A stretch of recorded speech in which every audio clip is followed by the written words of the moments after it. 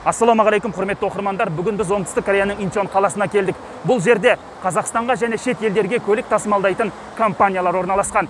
6 ай бойы не ақшасын, не көлігін қайда екенін таба алмай жүрген Қазақстан Республикасы Мақтаарал ауданының тумасы Қаныш Қолшараевтың мәселесін бүгін дау-дамайсыз шешуге келдік. На следующей неделе границадан кіріш керек-ті. Границада мен тұрғаным $150 күніге. Ана ошо жүргүзүп токтоткон трейсиңдерин жөнөтүп жиберчи дебедим эле мага. Жөнөтүп жиберчи трейсиң. Содан кейін жөнөткөн жок. Звондасак алмайт. Звондасам алмайды, сұрағыма жауап бермейді деген азаматтарды іздеп біз бүгін Инчон қаласына келдік. Бұл азаматтарға алдын ала Корея көмектен келе жатқанымызда барлығын адамгершілік жолында шешу керек екендігін ескерттік. Алайда біз мынау тұрған контейнердің ішіне кіре салғанымыз сол еді, ашуға берілген Рүстем мен қасындағы мынау әйел кісі бізге қарсылық танытып, камерамызда сындырмақ болды. А что вы трогаете мою камеру? Я вас трогаю? Көпшілікпен жұмыс істейтін адам басқаны құрметтеуден алдын өз-өзін басқаруды, өз-өзін құрметтеуді үйрену керек. Өзімнің офисім қаласам жатам, қаласам тұрам деп 4 адамды отырғызып қойып бізге сабақ өтпек болды ма, әйтеуір сөзі-сөзіне жабыспай қалды. Ошо которгон биз машинадан алып фирмамен чыгарып, мына Рустамга алып келип бергенбиз, Казакстанга жүктөбүз. Жок.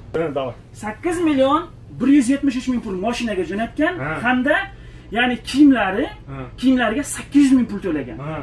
Yani yuborib beriladigan mashina 25 kun ichida Qozog'istonga yetadi deb ma'lumot berilgan. Lekin orada mana 6 oy vaqt o'tdi. Mashina ham yo'q, pul ham yo'q, kiyimlar ham yo'q. Bunga kim javob beradi? To'xtar. Mendan kap neni so'rayapsan? Mendan именно mayli. Sizga jo'natgan. Masalan, qarang, chiroyli hal qilamiz. Qarang. Bitta narsani aytayda, mana shu Instagram kanal, men 17 marta militsiyaga tergov kirib chiqqan. Hamma joyda olib chiqqanman. Olib chiqaver. Men sizlar bilan urushga kelganim yo'q. Men 20 yil bo'ldi почти-da. 20 yil yurdimda. Sen qilgan narsani men siz 20 yil bo'ladimi, karis fuqarosi bo'ladimi, menga qizig'i yo'q uni. Mana bu inson jabrlanuvchi inson hozir. Жалпы ko'rsatib жатқаны осы көлік, неке қазір осы Рүстем деген азамат.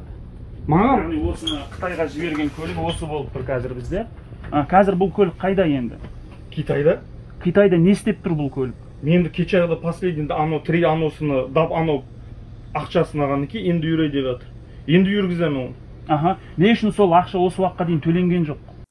Бізді құр сөзбен сендірмек болып, Рүстемнің қасына мынау әйел кісі қосылды. Оның нақты не қалап тұрғанын түсіне алған жоқпыз. Бұл қырғызстандық Амир компанияға ақшаны төлемеген осы кісі қазақ, өзбек, орыс тілдерінде сұрақтарымызды қойдық. Соңында кәріс тілінде сөйлесуімізге тура келді. 돈을 줬잖아. 돈을 줬으면 내가 3개월이다. 그러면 약속하면 골야 지금 Қоғамдық белсенді солтүстік кореялық Ким Хёнг Джун не үшін ақшаны уақытында төлемегенсің деп Амирге сұрақ қойды. Сұраққа нақты жауап берген жоқ. Не айтарын білмей, орнынан тұрып шығып кетті. Я, сен саларға мен салар, атқа жемді кім салар? Амир, Рүстем маған құжаттарды жіберген жоқ десе, Рүстем, Амир маған көлікті Қазақстанға жіберу үшін толық төлем жасаған жоқ дейді. Біздің дау басталғаннан кейін Амир Рүстемге қалған ақшаны аударып бергені туралы хабарлама алдық. Бірақ бұның ішінде біз барлық мәселені бүгін адамгершілік жолымен шешуге келгенбіз бұл жерге. Алайда бұның ішіндегі мынау басшылық өздерін дұрыс ұстай алған жоқ. Оны алдыңғы видеода өздеріңіз көрдіңіздер қалай болып тұрғанын. Жалпы Оңтүстік Корея елінде қазір мынау регионның барлығын мен көрдім. Барлық өздеріне контейнер қойып офис ашып алған. Бірақ нақты кім адал жұмыс жасап жатқанын біз көре алған жоқпыз осы нәрсені. Сондықтан Корея елінен Қазақстанға көлік жіберер алдында жақсылап ойланғандарыңыз жөн. Шынымен Қаныш ағамыздың көлігі Қытайда тұрғандығын білу үшін басқа кореялық компанияның базасынан тексертіп көрдік. Яғни қазір өздеріңіз көріп тұрғандай, осы шет елдерге көлік тасымалдайтын компаниялар шынымен Қаныш Қолшараевтың көлігі Қазақстанға жіберілген ба, жіберілген емес па, соның барлығына нақтылық кіргізіп жатыр. Көлік шынымен Қытайда тұр екен, Қазақстанға көліктерді уақытылы жетпей жатқандығына ақша емес, коронавирус індеті себеп болып тұрғандығын анықтадық. Сейчас позвони. Не позвоните сейчас. Барлық шындықтар ашылып жатқан соң, Рүстем шындықты іздеп келген бізге қоқан-лоқы көрсетіп, заңсыз болған Қаныш Қалшораевты полицияға тапсырамын деп полиция шақырмақ болды. Мен полиция шақыруға рұқсат бердім. Қаныш ағамыз Қазақстанға депортация жасалғанымен, оның жұмыстарын біз заңды түрде жалғастыра алатындығымызды ескерттік. Мына кісі кеше маған нотариус бойынша, яғни барлық құжатын тапсырды. Оны білесіздер, біз Чинчон қалалық полициясында арызды жаздық. Мына кісі Қазақстанға қайтқанның өзімен, бұлардың құжатымен толық біз айналыса аламыз. Біз мұсылмандармыз деп бізді аузымызды дін жолында жаппақ болғандар адамның қарапайымдылығын пайдаланып, оны ақымақ етуге боламы екен. Бұл адамның қарапайымдылығы соншалықты өзін тұратын мекен жайында білмейді екен. Сізге енді қазір бұл ақшасын қайтарсын ба, 8.800.000-да, әлде көлігіңізді жіберіп берсе, көлігім барса болды. Көлігіңіз барса болды, я? Аукционға барып қарайды, білесің? Аукционға барып машина алып қарайды. Бұл құдыреттарым бар. Как будто мен кім, Рүстем? Енді мынау біздің аудиториямыз қазақ аудиториясы болған үшін қазақ тілінде ақпарат беріп жатырмын.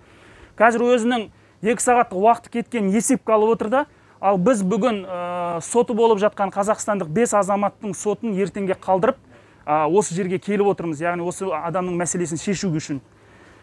Енді көлік қашан барады Қазақстанға? Может 10 дней, может 15. Максимум, я думаю, месяц. Я максимум думаю месяц. Все, иншалла. Енді қараңыз, сол 1 айда жетіп барады деп тұр көлік. Соған не дейсіз сіз өзіңіз? Келсесіз ба соны жетіп барғанына?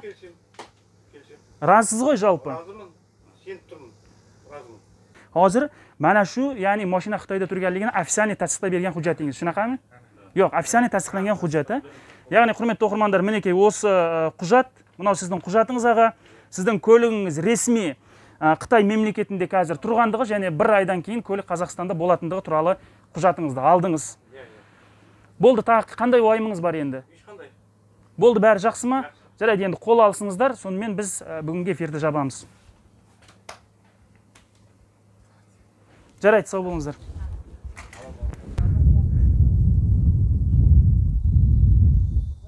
Құрметті оқырмандар, мінекей 6 ай бойы не көлігін, не ақшасын қайда екенін біле алмай жүрген Қазақстан Республикасы Мақтаарал ауданының тумасы Қаныш Қалшораевтың мәселесін бүгін даудамайсыз, заңсыз барлығын шештік.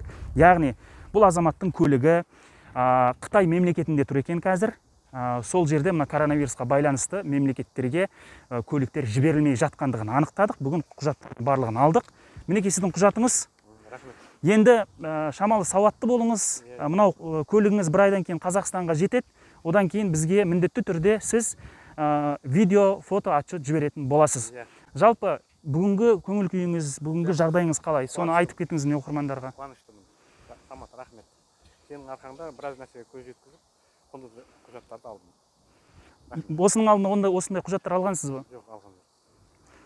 Ауырмаңыз, аман болыңыз. Енді бұндайларға алданбай, шамалы сауатты болғаныңыз өзіңізге жақсырақ. Құрметті оқырмандар, бүгін сіздер Оңтүстік Корея елінде қазақстандықтардың арасында болған шынайы оқиғаларды көрдіңіздер. Еш нәрсе алған жоқпыз, еш нәрсе қосқан жоқпыз. Қалай болды, солай көрсеттік. Біз адамдардың ар-намысына тимейміз, біреудің жеке кәсібіне кедергі келтірмейміз. Енді алдағы 1 айда біздің бүгінгі 53 жастағы кейіпкеріміздің көлігі Қазақстанға жеткенге дейін тікелей Корея көмектің бақылауында болмақ.